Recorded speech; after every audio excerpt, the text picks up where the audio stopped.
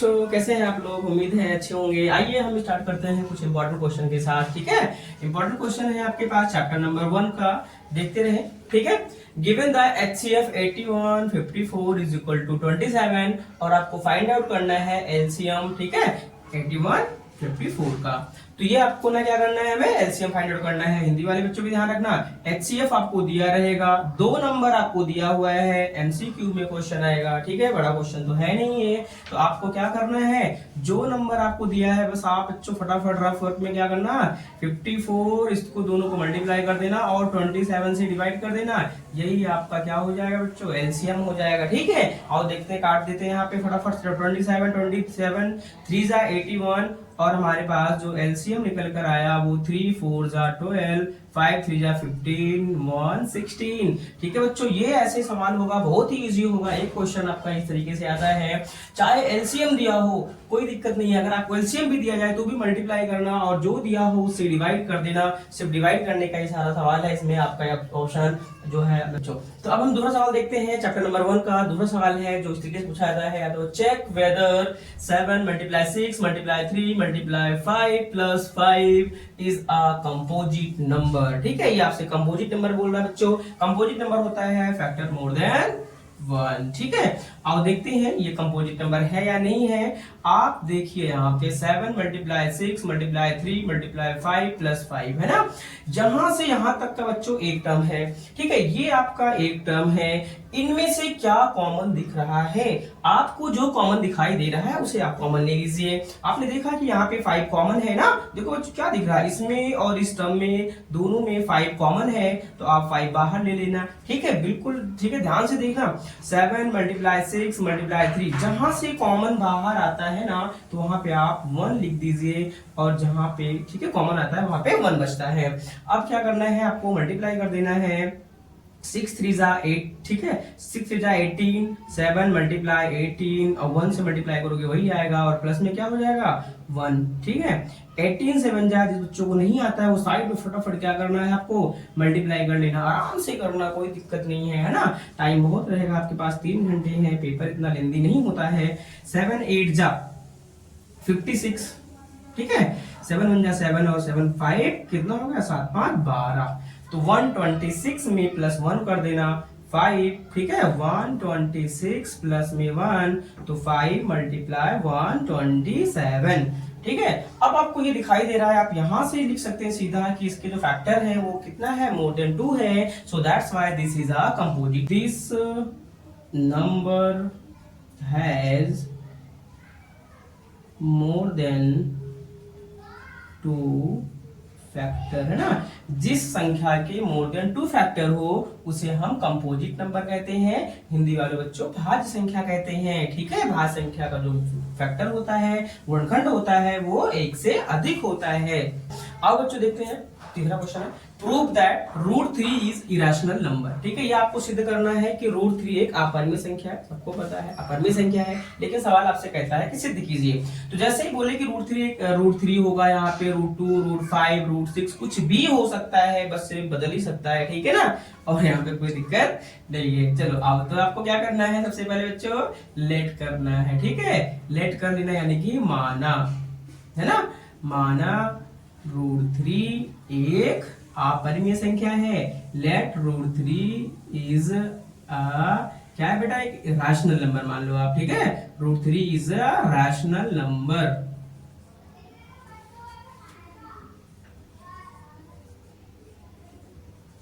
ठीक है, तो ये रैशनल नंबर हो गया। आपको क्या मानना है कि √3 एक परमीय संख्या है, ये मान लिया। जब परमीय संख्या है तो आप इसको √3 में p/q के बराबर करोगे, है ना बच्चों, क्योंकि आपको पता है कि जो रैशनल नंबर है वो p/q की फॉर्म में होता है। परमीय संख्या किसकी फॉर्म में होता है, p/q की। ठीक है, तो p/q की फॉर्म में लिखना, और आप यहाँ पे लिख सकते हैं where p and q are any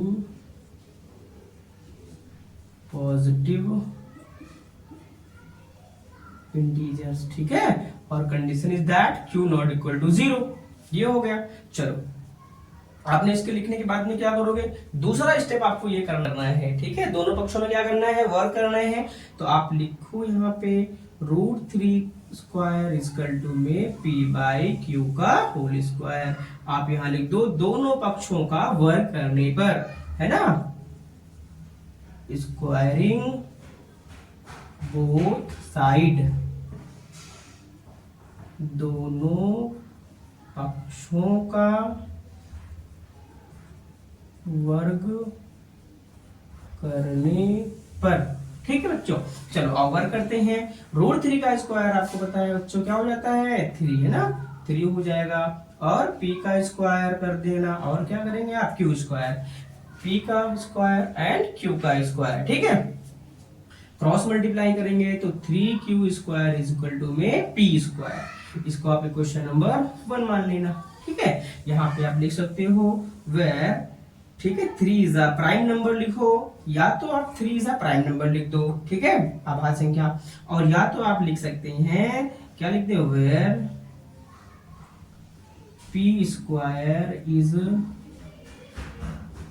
divided by 3, ठीक है। अब तो ये हो गया हमारे पास, जहां पे आप देख सकते हैं p² इज डिवाइडेड बाय 3। अब बेटा p को ना हमें एलिमिनेट करना है, p को हटाना है, तो p की जगह पे आपको फिर से क्या करना है, फर्दर लेट करना है, p इज इक्वल टू में 3c आपको लेट कर लेना है, ठीक है। p is equal to 3c आप ये लेट करेंगे और इसकी वैल्यू क्वेश्चन नंबर 1 में पुट कर देंगे। तो ठीक है, यहाँ पे स्पेस नहीं है, हम यहाँ पे लिख रहे हैं, ध्यान देना। 3q² इज इक्वल टू में p² है। यहाँ पे जहां p है उसकी जगह पर हम क्या कर रहे हैं, ठीक है, p की वैल्यू पुट कर देते हैं। तो 3q² इज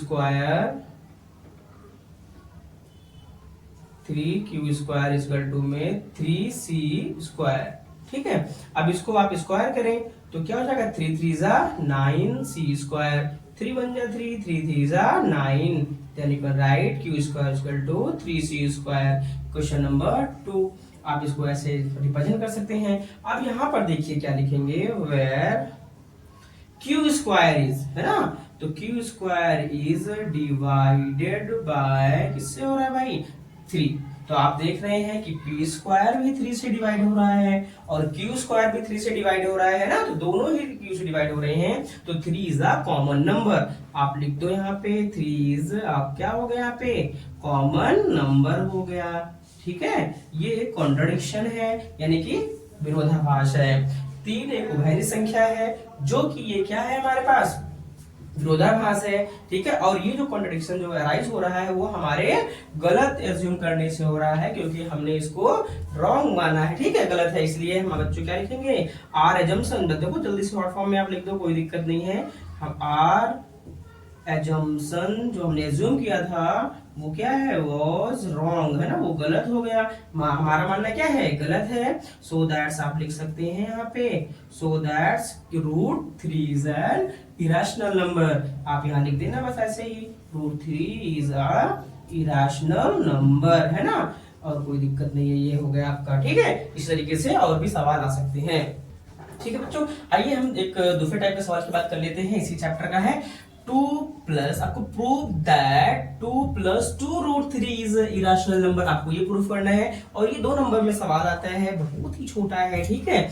वो जो पहले वाले किया था ना, वो 3 नंबर में अगर आएगा तो 3 नंबर का आएगा, और ये जो आएगा वो 2 नंबर में आएगा, ठीक है प्यारे बच्चों। चलो जरूर देखते हैं, वही पहले काम करो, लेट, यानी माना, क्या मानोगे आप, 2 + 2√3, ठीक है, क्या है, एक रैशनल नंबर है। Let 2 + 2√3 is a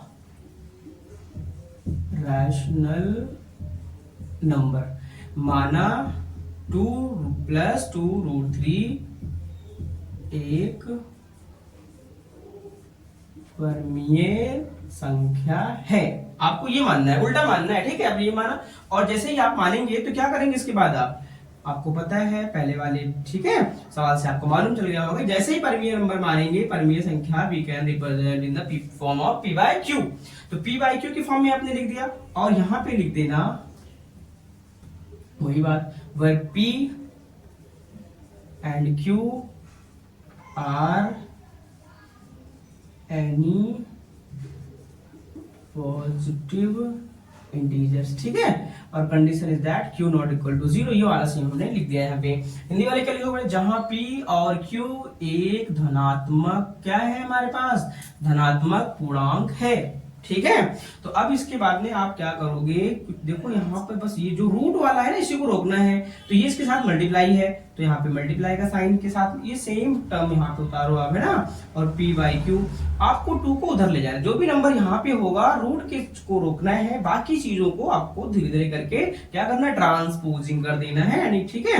next side तो आप इसको लेके जाएंगे, यहाँ प्लस का साइन है बच्चों, साइड चेंज होता है तो क्या हो जाएगा, माइनस का साइन हो जाएगा, ठीक है। देन आप यहाँ पे आपको एलसीएम से प्लस करना आता है ना, तो आपने क्यू ले लेना, जिसको नहीं आता बच्चों ध्यान दो, नीचे क्यू है क्यू लिखना, ठीक है।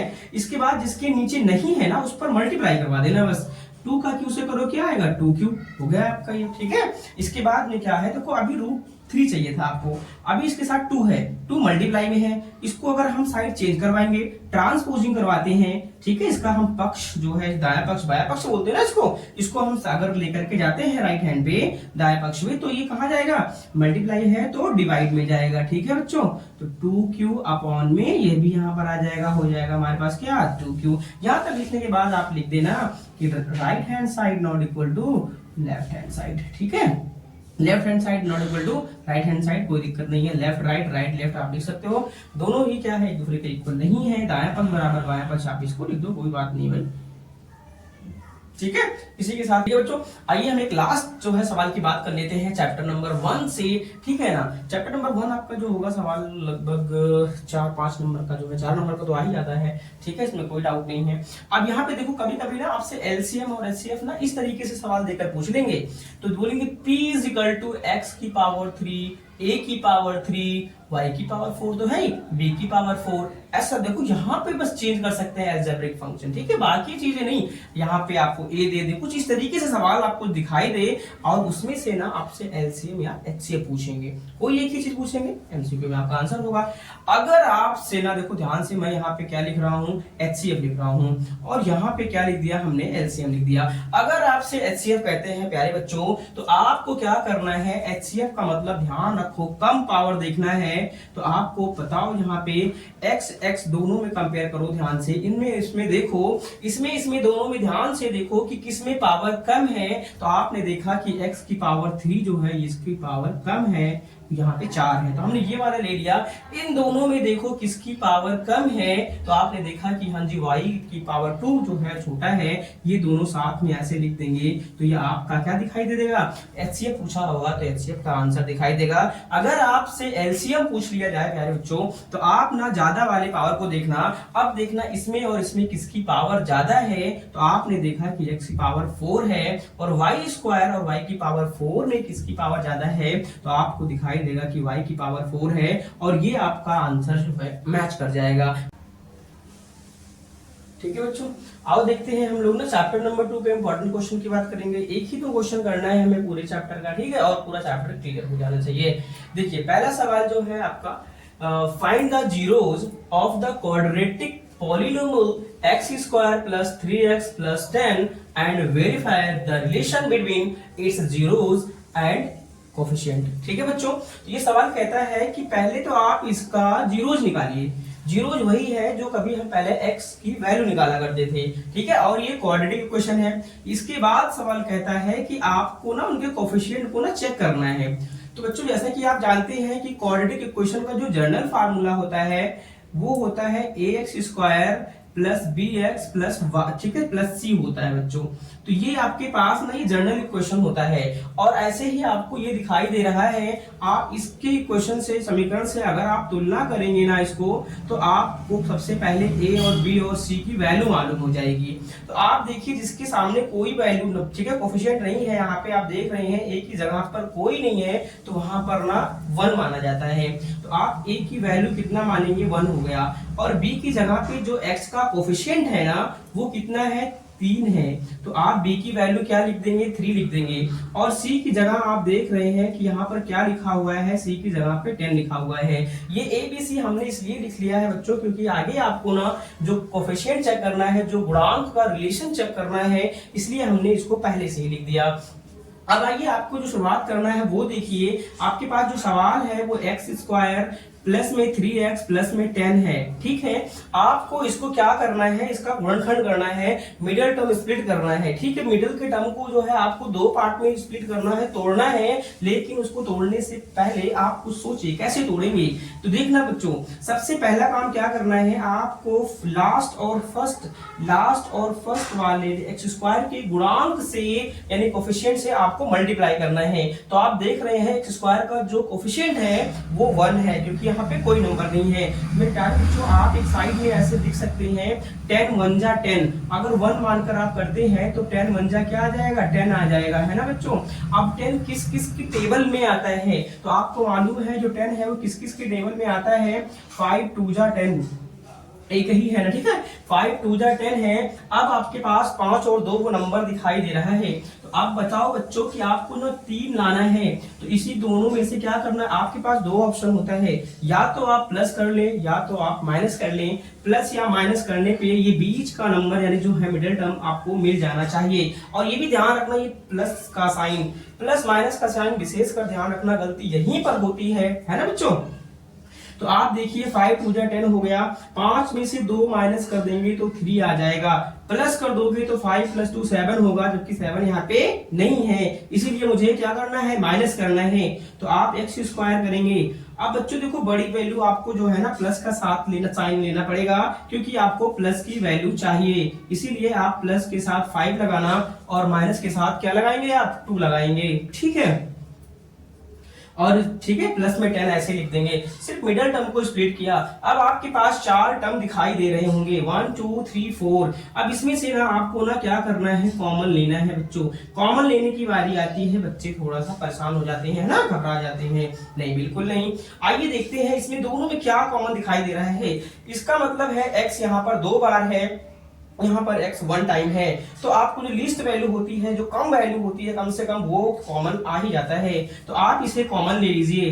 x आपने क्या करा बच्चों, इसमें से बाहर ले लिया, 2x था, 1x बाहर आ गया, तो आपके पास 1x बच गया। और यहाँ पे क्या बच गया बच्चों, एक वाला x तो बाहर आ गया ना, तो क्या बचा, 5 बच गया। अब इसमें क्या कॉमन लेंगे, यहाँ प्लस है, यहाँ भी प्लस है, ध्यान रखना ये जो मैं दो साइन दिखा रहा हूं, यहाँ पे साइन सेम अगर होगा, यहाँ पे और यहाँ का साइन एक जैसा है, तो साइन बदलने की जरूरत नहीं पड़ती है, ठीक है। अगर साइन यहाँ पे अलग है, यहाँ पे अलग है, यानी प्लस माइनस का साइन है, आपको चेंज करना पड़ेगा। चेंज करने के लिए हमेशा साइन माइनस का लेते हैं, ठीक है। तो आइए देखते हैं, हमें यहाँ पे कोई साइन चेंज नहीं करना है, तो आपको क्या करना पड़ेगा बच्चों, माइनस में 2, ठीक है। क्या लिखेंगे, माइनस में 2 कॉमन ले लेंगे आप, तो x माइनस में 5 आ जाएगा। हमने कुछ कॉमन लेने की जब बात करी तो इसमें प्लस साइन आ ही नहीं रहा था, तो इसका मतलब ये था कि सवाल में कुछ गलती थी। तो गलती क्या है बच्चों, यहाँ पे देखो ना माइनस का 10 होना था, माइनस का 10 होने से c की वैल्यू क्या आएगी, माइनस में 10 हो जाएगी, ठीक है। इसलिए थोड़ी सी गलती होने की वजह से ये चीजें हो रही थी, सवाल में मिस थोड़ा सा हो गया था साइन का। यहाँ पे माइनस हो जाएगा और यहाँ पे भी आप क्या लिखेंगे, माइनस। अब देखिए जो मैं बात कह रहा था, यहाँ पर प्लस है, यहाँ पर माइनस है, साइन आपका आप देखो अपोजिट दिखाई दे रहा है ना। तो अब आपको क्या करना होगा, यहाँ से साइन को चेंज करने के लिए -2 का कॉमन लेना पड़ेगा, और -2 कॉमन लेंगे तो ये माइनस वाला क्या बन जाएगा, प्लस बन जाएगा। और आपके पास जो ये बाहर है ना, उसको एक ब्रैकेट में कर लेना है ना, जो 2 टाइम्स है उसको 1 टाइम कर लेना, ये आपका फैक्टर आ गया, ठीक है बच्चों, ये आपका फैक्टर आ जाता है। तो अब हम इसके बाद क्या करते हैं, यहाँ पे आप लिख सकते हो, यहाँ पे आप लिखेंगे इसके बाद में, हमें तो x - 2 ये तो गुणनखंड हमारा आ गया, फैक्टर हो गया।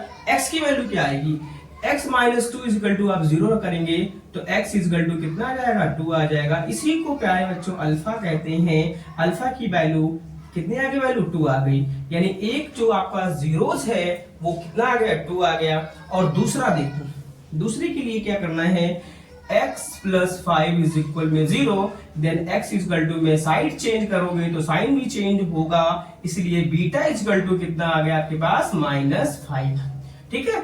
Alpha 2 beta -5। अब आपको देखो चेक करना है इनके दोनों के बीच का मतलब गुणांकों के बीच का संबंध निकालना है।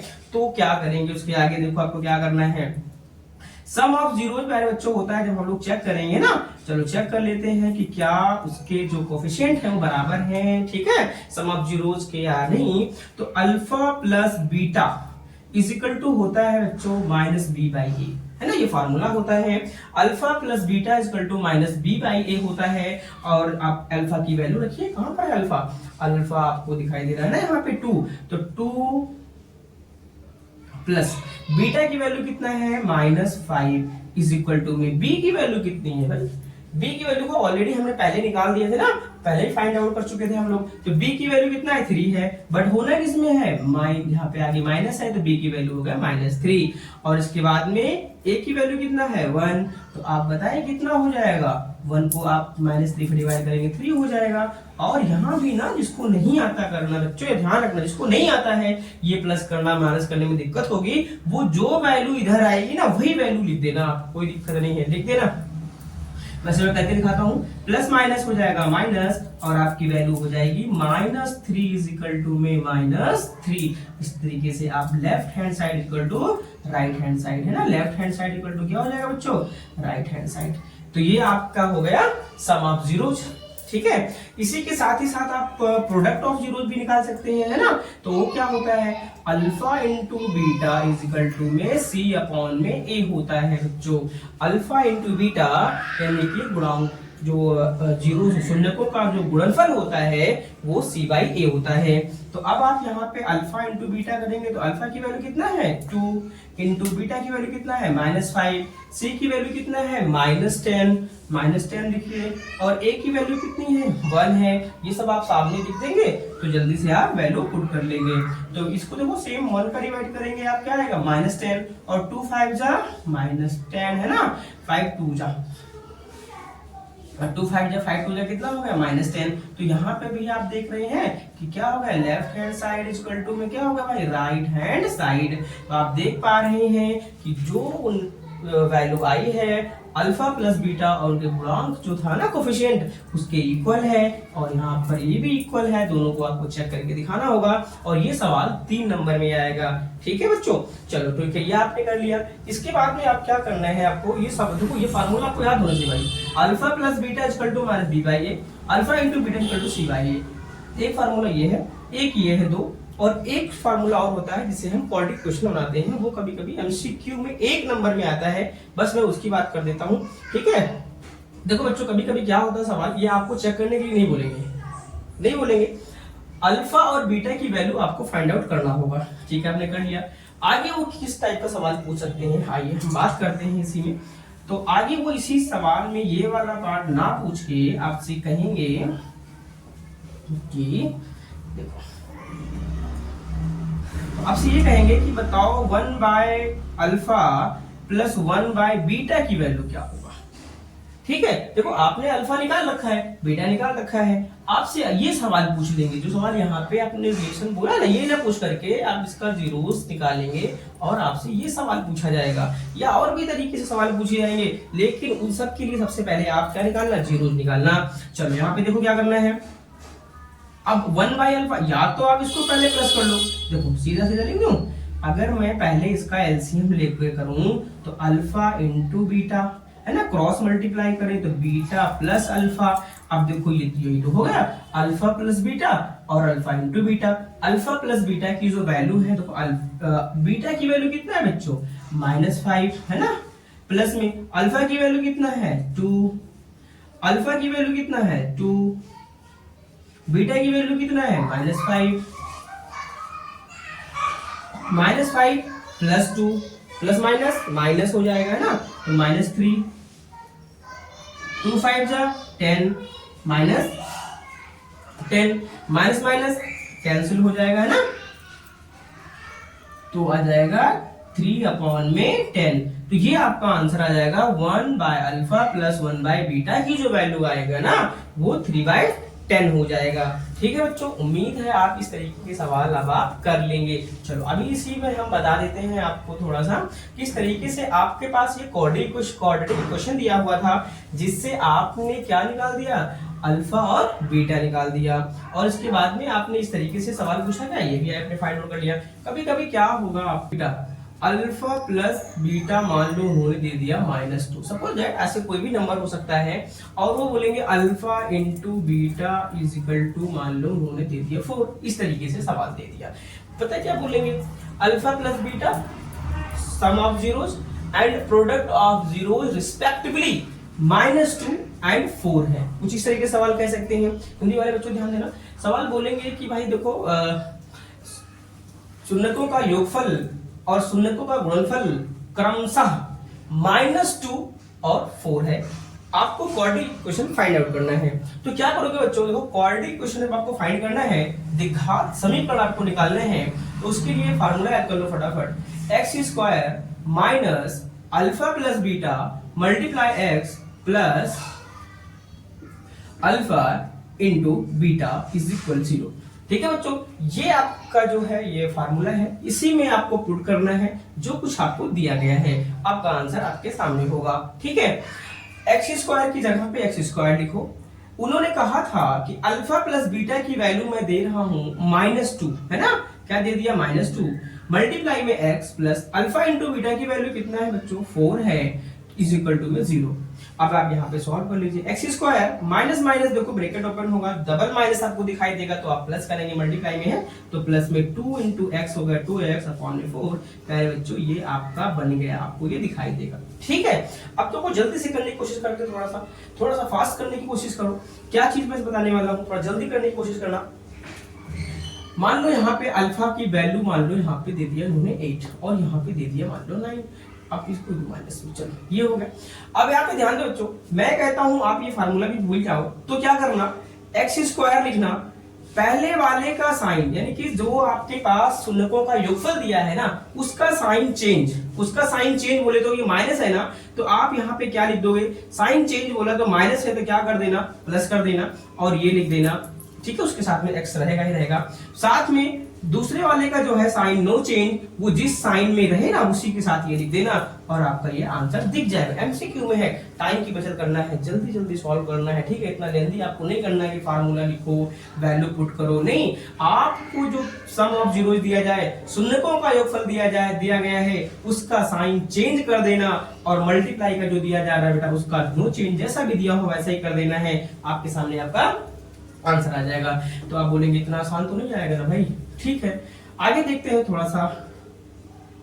अगर मान लो अल्फा प्लस बीटा मान लो 1/3 है या 2 ले लिया और ये 1/3 दे दिया, अब क्या करेंगे, वही काम करना है, x² प्लस का साइन है, आप क्या करेंगे माइनस का साइन लगाएंगे, प्लस का साइन है माइनस का साइन करेंगे, इसको चेंज कर देना है और x रहेगा, दूसरे वाले का प्लस का साथ है तो नो साइन चेंज, ये लिख दिया आपने।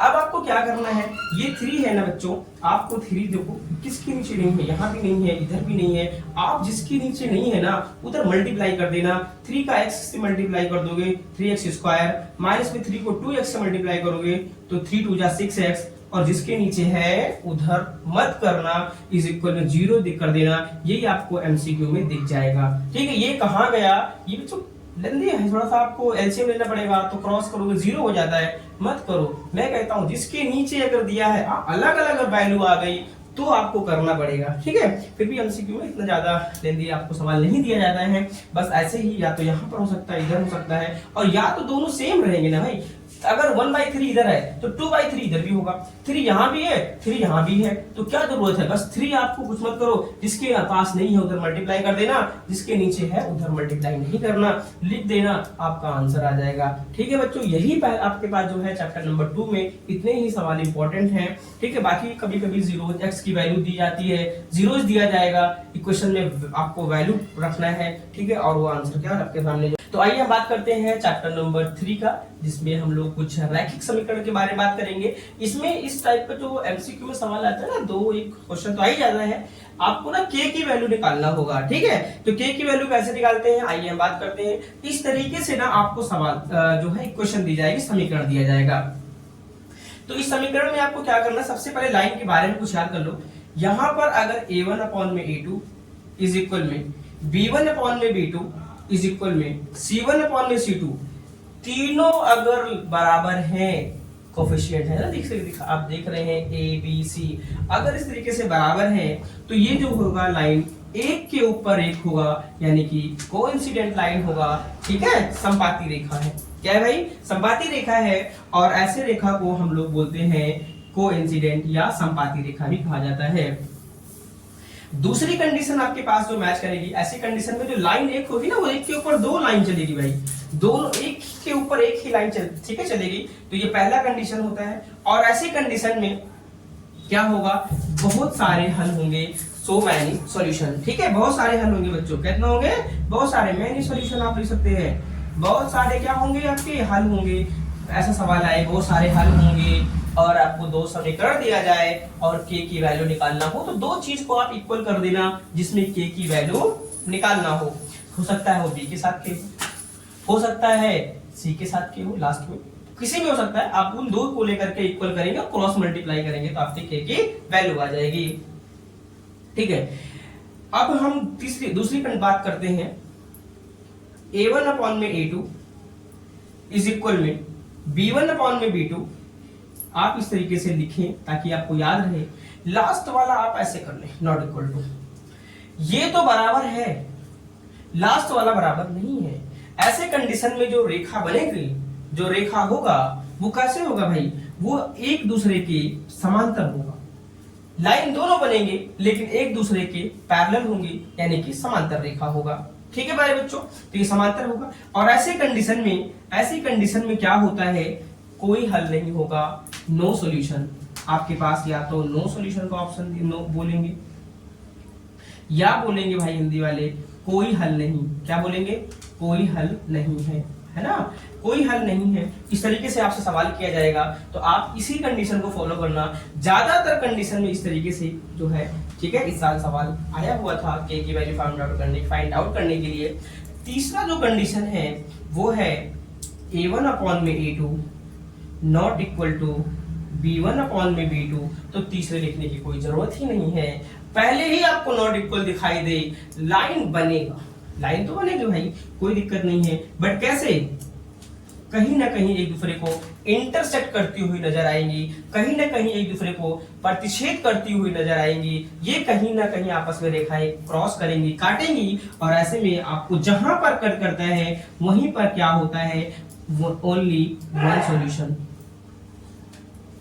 ठीक है, ओनली वन सॉल्यूशन होगा, एक हल होगा, मात्र क्या होगा भाई, एक हल। एक हल होने की जो कंडीशन है, अगर ऐसा सवाल आए कि एक हल है तो k की वैल्यू क्या नहीं हो सकती है, सवाल ये नहीं k की वैल्यू क्या नहीं पूछेंगे, एक हल के लिए क्या k की वैल्यू क्या नहीं हो सकती है, आपको ये कंडीशन फॉलो करवाना है।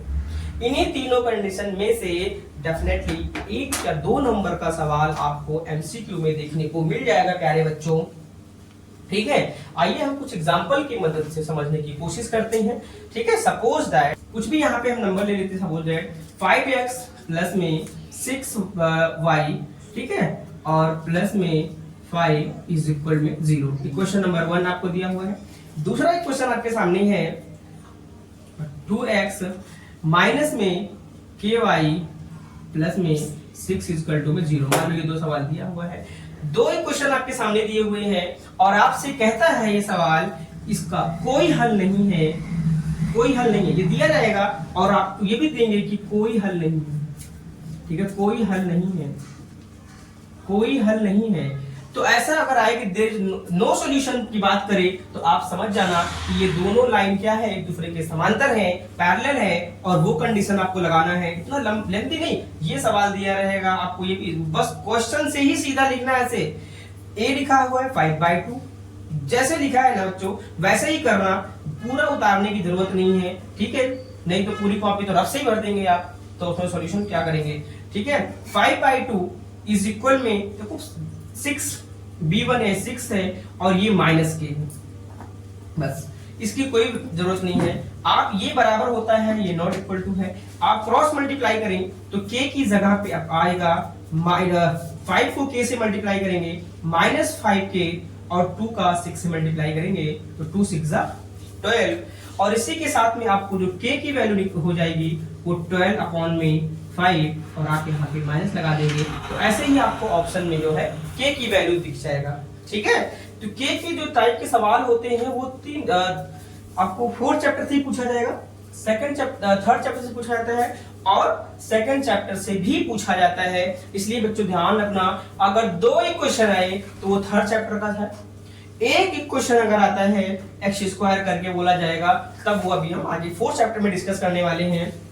ठीक है, और इसी तरीके से अगर इसी सब क्वेश्चन में, इसी क्वेश्चन में बार बार नहीं लिख रहा हूं मैं, इसी क्वेश्चन में अगर बोल दे कि आप एक हल यूनिक बोले, एक हल होगा, एक हल के लिए, एक सॉल्यूशन के लिए, फॉर वन सॉल्यूशन, एक सॉल्यूशन के लिए k की वैल्यू क्या नहीं होगा, क्या की k की वैल्यू क्या नहीं है, तो आप जानते हैं कि एक के लिए सिर्फ इंटरसेक्ट वाला कंडीशन फॉलो करता है।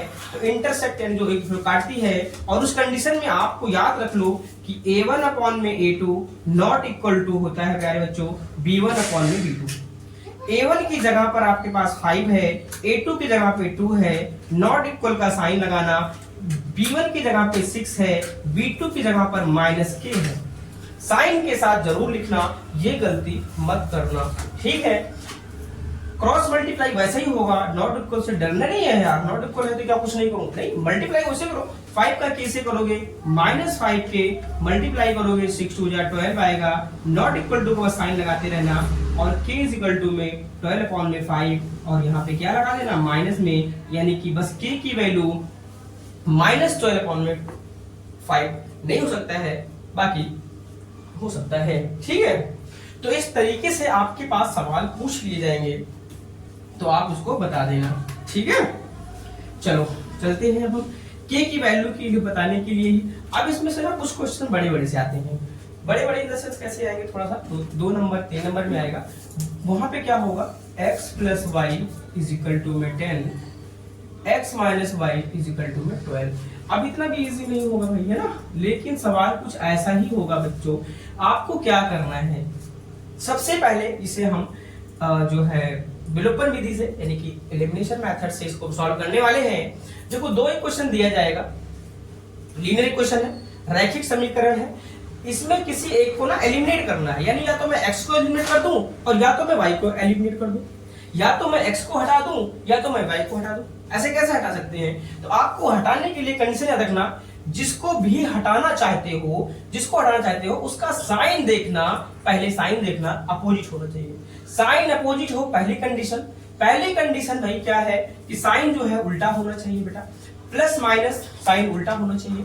दूसरी बात ये कि दोनों की जो है ना गुणांक है वो बराबर होने चाहिए। 2 कंडीशन है, एक तो साइन उल्टा होना चाहिए, दूसरा गुणांक जो है बराबर होना चाहिए, तभी वो एलिमिनेट होगा, तभी वो कटेगा। आइए देखते हैं यहाँ पे, देखो आप देखो यहाँ पर गुणांक 1 है और साइन भी अपोजिट है, तो आप इसको ऐसे काट सकते हैं। अब इन दोनों को ऐड कर दो, x और x को ऐड करोगे तो 2x, और यहाँ पर ऐड करोगे तो आएगा 22। आपको x की वैल्यू चाहिए तो 22 अपॉन में 2, और इस तरीके से 2 से आप कैंसिल आउट कर देंगे तो x की वैल्यू आ जाएगा x का मान किसी भी इक्वेशन में आप पुट कर देना, value of x put in equation number 1, value of x put in equation 1। x का मान समीकरण 1 में रखने पर, अगर मैं x का मान रखता हूं प्यारे बच्चों, तो आप इस तरीके से, चलो समीकरण लिख लेता हूं पहले, x का मान 11 है, y की जगह आपकी वैल्यू आ जाएगी 10 माइनस 11, और y की वैल्यू आ गई कितना -1। इस तरीके से आपके पास x और y का मान निकालने के लिए भी सवाल एक पूछा जाता है, 2 या 3 नंबर में आता है। ठीक है, तो पहला क्वेश्चन हम इंपॉर्टेंस में से करवा रहे हैं, half the perimeter of a rectangular garden. कैसा गार्डन है, rectangular garden whose length is 4 meter more than its width is 36 meter, find the dimension of the garden। तो हमें गार्डन की ना डायमेंशन निकालनी है। सवाल कह रहा है प्यारे बच्चों, आपके पास कोई एक पार्क है, गार्डन है, एक गार्डन है भाई जो आयताकार शेप में है। किस आकार में है? आयताकार में है। The perimeter of the rectangle, perimeter मालूम है भाई, देखो half the perimeter of the rectangular is 36। ये रहा, देखो इतना यहां से क्वेश्चन ना पढ़ेंगे आप, ये वाला पार्ट यहां तक है। Half the perimeter of the rectangular is, आधा जो पेरीमीटर है ना, पेरीमीटर का आधा जो है वो 36 है, ठीक है। और फिर यहाँ पे कहता है एक क्वेश्चन की length is, whose length is more, है ना, लेंथ इज 4 मीटर, लेंथ जो है वो 4 मीटर ज्यादा है भाई, किससे? ब्रेथ से। ब्रेथ से लेंथ जो लंबाई है ना, लंबाई वो चौड़ाई से 4 अधिक है, लंबाई चौड़ाई से 4 अधिक है, ठीक है जी। और जो पेरीमीटर है ना, सम ऑफ ऑल साइड्स का आधा जो है वो 36 है। तो चलो सवाल सॉल्व करते हैं भाई, कैसे करना है। सबसे पहले आप करेंगे लेट, माना ऐसी कंडीशन में आपको ना तो लेंथ मालूम है और ना ही आपको ब्रेथ मालूम है, तो जब दोनों नहीं मालूम होता है तब आपको क्या करना है? एक्स और वाई मानना पड़ेगा। लेट कर लिया, जो लेंथ है बेटा वो हमारे पास कितना है? लेंथ आपका यहाँ पर आप मान लो, length of rectangle equal to आपने एक्स मान लिया, कितना मान लिया भाई? X metre. और जो ब्रेथ अगर हम बात करते हैं, ब्रेथ ऑफ द रेक्टेंगल जो है आपने उसको वाई मीटर मान लिया, ठीक है। ये बेटा लंबाई है और ये बेटा चौड़ाई है। आपने लंबाई माना, लंबाई एक्स मीटर, चौड़ाई y metre. According to question के लिए शॉर्ट फॉर्म में हम ATQ इस्तेमाल करते हैं। और हिंदी वाले बच्चों प्रश्नानुसार आप क्या करेंगे? जैसा कह रहा है हाफ ऑफ द पेरीमीटर, अच्छा पेरीमीटर ऑफ रेक्टेंगल आपको याद होना चाहिए भाई। तो पेरीमीटर ऑफ रेक्टेंगल जो होता है वो होता है भाई हमारे पास क्या? 2 बाहर होता है x प्लस वाई, है ना, वैसे x प्लस वाई है, x प्लस वाई लगाएंगे, विद इन ब्रैकेट में रहेगा 2 मल्टीप्लाई x प्लस वाई होता है। तो प्रश्नानुसार सवाल ने ये कहा था 2x प्लस वाई और आधा बोला था ना, हाफ इज इक्वल टू में कितना है? 36। ये सवाल ने कहा था। सवाल ने कहा था भाई पेरीमीटर तो ये हो गया, ठीक है। आयत का जो परिमाप है वो होता है 2 within bracket x plus y, उसका आधा 36 था, यही सवाल ने कहा था। और इसको सॉल्व कर लो थोड़ा सा, ये 2 से 2 कैंसिल कर देना और x plus y is equal to में 36 हो जाएगा। ये आपका समीकरण नंबर 1 हो गया। दूसरा कंडीशन क्या कहता है? दूसरी कंडीशन ये कहता है लेंथ इज, है ना, तो दूसरी कंडीशन मैं यहां पे लिख देता हूं। सेकंड कंडीशन कहता है लेंथ जो है बेटा, लेंथ इज, लेंथ ज्यादा है ना, कितना मीटर? 4। किससे ज्यादा है? लेंथ को आपने क्या माना है भाई? x माना है ना, तो x लिखो भाई। x इज इक्वल टू में ज्यादा है y प्लस 4, ये दिखाई दे रहा है ना। आप इसको दो तरीके से सॉल्व कर सकते हो। ये जो y की वैल्यू है ना, x की वैल्यू y, देखो x बराबर कितना है? y प्लस 4, इसकी वैल्यू यहाँ पे रख दो 1 पे। इसको आप क्वेश्चन नंबर 2 मान लो, 2 मान लिया भाई साहब, क्या मान लिया? 2 मान लिया। ये देखो एक तरीके से जो ये x बराबर आ रहा है ना, इसका मतलब ये x का मान है, x की वैल्यू है। x की जगह पे आप y प्लस 4 रख सकते हैं और y रख देंगे y प्लस 4 तो y की वैल्यू आ जाएगी। चलो देखते हैं रख के। x का मान समीकरण 1 में रखने पर, x का मान समीकरण 1 में रखने पर value of x put in equation number 1। आओ देखते हैं। पहले इक्वेशन लिख लो, पहले आप समीकरण लिख लीजिए ताकि आपको वैल्यू रखना आसान हो। x की जगह पे क्या रखना है? y प्लस 4 रखना है ना, तो y प्लस 4 रखो, y plus 4 y is equal to 36। ये जो x था उसकी जगह पर क्या रखा हमने? y प्लस 4, ठीक है। और इसके बाद में ये y जो है वो तो इक्वेशन का है ना भाई, ये इसका है, ये बोल 2 y कहां से रख दिया? अब y कितना y हो जाएगा? 2y बराबर में 36। 2y इज इक्वल टू में 36 माइनस 4 32 भाई, 36 में 4 माइनस कर दिया 32 हो गया जी।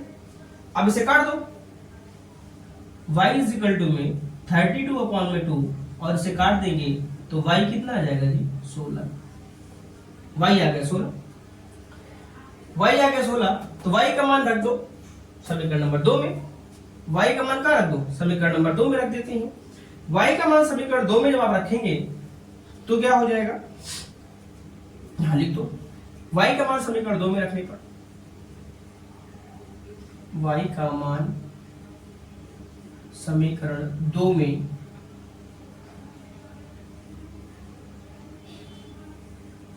रखने पर, ठीक है। चलो देखते हैं समीकरण 2 कहां पर है। x बराबर में y प्लस में 4, y की जगह पे क्या रखना है जी?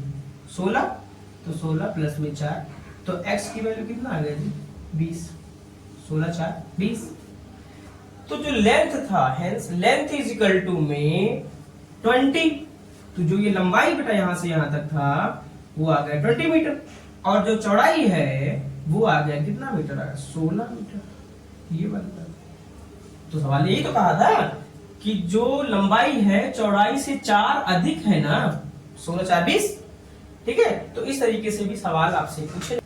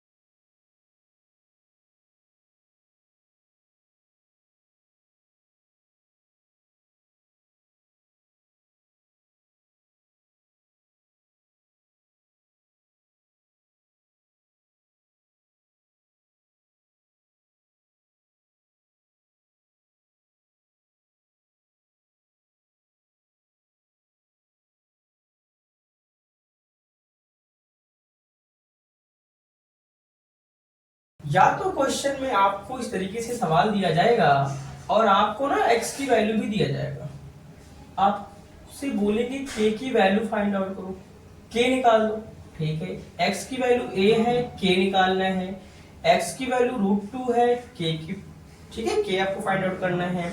और या तो सवाल आपके पास होता है इस तरीके से दिया रहेगा, इसमें भी k की वैल्यू भी फाइंड आउट करना है, बट कंडीशन दिया रहेगा, जैसे ही अगर आपको दिखाई दे ना हिंदी वाले बच्चों वास्तविक और समान मूल, तो क्या करना है, रियल एंड इक्वल रूट दिखाई दे तो क्या करना है, ठीक है। आओ देखते हैं वन बाय वन। x की जगह पे a रख दो, जैसे यहाँ पर क्या है x है ना, तो यहाँ पर a रख दो, x की जगह पे क्या a रख दो, a प्लस में b रहने दो, प्लस में k इज इक्वल में 0। भाई जहां पे x है वहां पर बोला है ना, बाकी आप करो अपना कैलकुलेशन, जो आएगा आने दो। a स्क्वायर माइनस a का मल्टीप्लाई कर दो तो क्या हो जाएगा a स्क्वायर, ठीक है, प्लस माइनस का ध्यान रखना है, माइनस ए बी प्लस में k इज इक्वल में 0। ये और ये क्या हो गया, कैंसिल आउट हो गया, बचा क्या साहब, आपको तो k निकालना है ना, इसको उधर ले जाओ, माइनस में उधर क्या हो जाएगा ए बी, ये हो गया, आपको दिख जाएगा। अब आप बोलोगे कि जी यहाँ b की वैल्यू नहीं मालूम था, ये सब क्या, ऐसे भी ला सकते हैं, आपको सॉल्व करना है, ठीक है। आइए इसको देखते हैं, x की जगह पे ना आपको √2 रखना है, चलो k मल्टीप्लाई x की जगह पे क्या रखना है, √2 का स्क्वायर प्लस में √2 मल्टीप्लाई x की जगह पे भी आपको क्या रखना है, √2 माइनस 4 इज इक्वल में 0। ये वैल्यू पुट कर दिया, अब क्या करना है, k मल्टीप्लाई √2 का स्क्वायर बच्चों 2 होता है, रूट कैंसिल हो जाता है, हट जाता है, जो भी आप समझ सकते हैं, बट आप ध्यान रखना √2 का स्क्वायर कोई भी नंबर रूट में हो ना उसको स्क्वायर करोगे वही नंबर लिख देना है, प्लस में ऐसे मल्टीप्लाई में भी है ना तो आप 2 लिख दोगे, माइनस में 4 इज इक्वल में 0। 2k यहाँ ऐसे मत करना 2 + 2 4 कर लो, पहले मल्टीप्लाई, तो आपको लिखेंगे 2k, हाँ प्लस माइनस अब यहाँ पर आप कर सकते हैं, -4 + 2 है तो माइनस में 2 इज इक्वल में 0, 2 को उधर ले जाओ, 2k इज इक्वल टू में 2, आपको तो k निकालना है ना, फटाफट यहीं पे काट के 1 दिख जाएगा आपको, इतना टाइम नहीं लगाना है।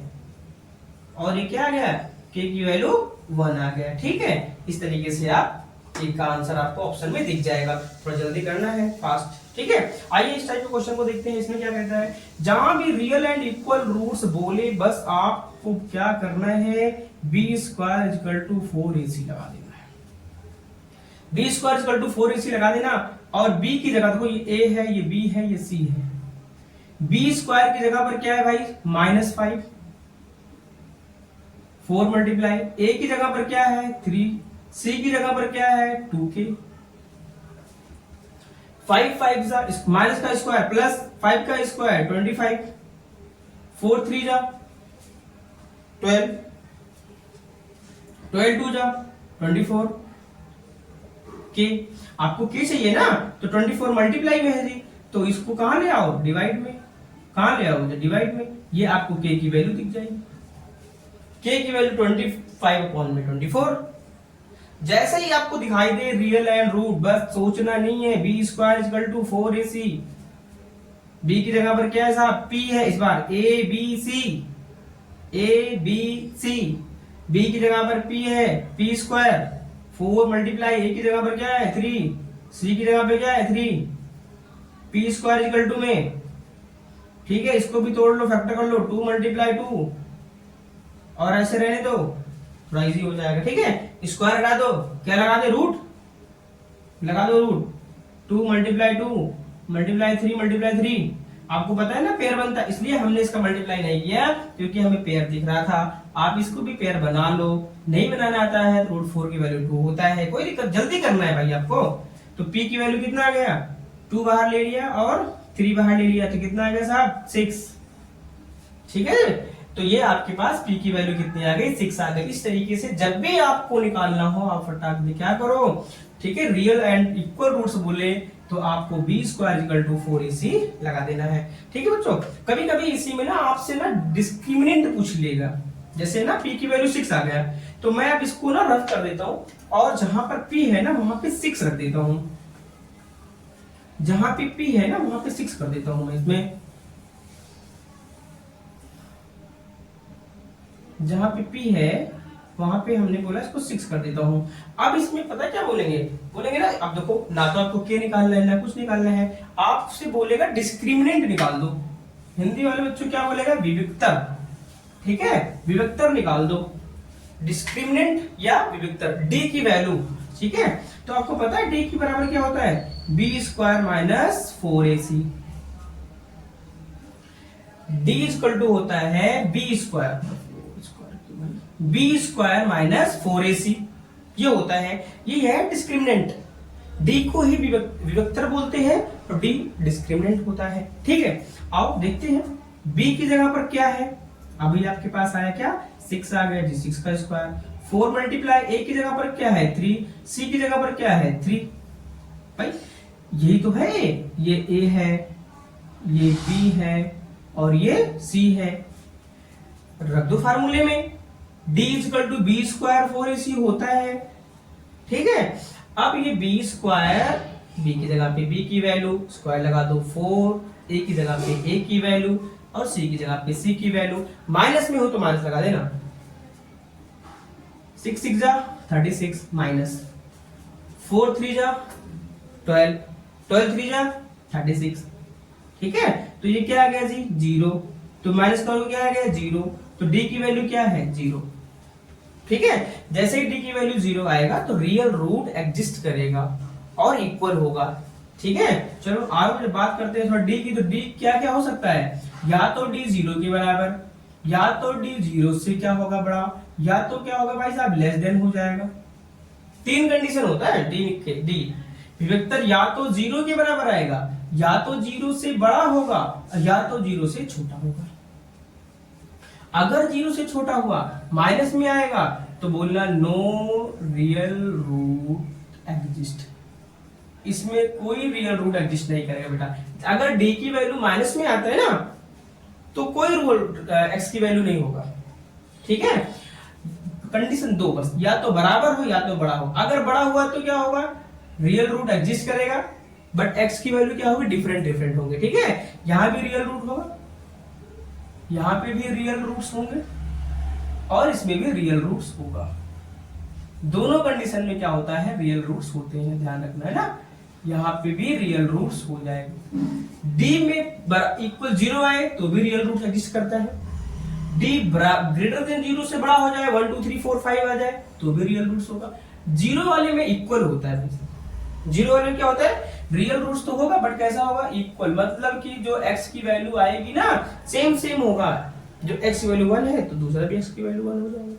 इसमें बस अलग अलग होता है जब d की वैल्यू 0 से बड़ा हो जाए। बहरहाल आपको बड़े सवाल ज्यादा करनी नहीं है, तो आपको बस जो है ये d निकालने के लिए या तो पूछ लिया जाएगा और या तो आपसे k की वैल्यू पूछा जाएगा और ये आपको दिया जाएगा रियल रूट्स, आपको ध्यान रख लेना है, ठीक है। तो रियल रूट्स की दो ही कंडीशन, या तो 0 के बराबर हो या तो 0 से बड़ा हो, लेस देन नहीं लिखना है, ठीक है। इसी के साथ हमारा चैप्टर नंबर 4 के भी बस ये कुछ इंपॉर्टेंट क्वेश्चन है बच्चों के लिए।